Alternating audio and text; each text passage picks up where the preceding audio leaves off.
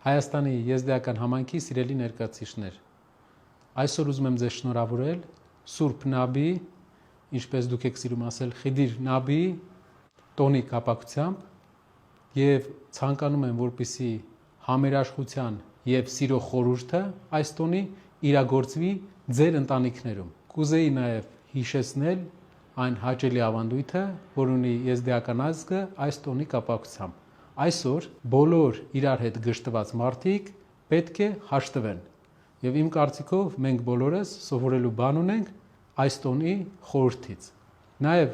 շատ հետաքրքիր զուգահեռ կա Սուրբ Նաբի եւ քրիստոնեական Սուրբ Սարգսի միջեւ։ Ինչպես գիտեք, այսօր եզդի ազգի չամոստացած ներկայացուցիչները երեկոյան ուտելու են աղի բլիթ ակնկալիքով, որ կտեսնեն իրենց ապագա ամուսիններին կամ կանանց։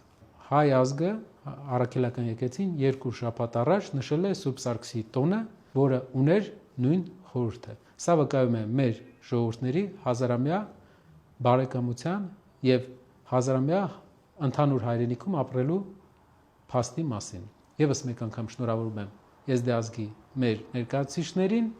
եւ ցանկանում եմ, որ նրանք ապրեն ուժեղ եւ արդար Հայաստանում, որը մենք բոլորս պետք է միասին կառուցենք։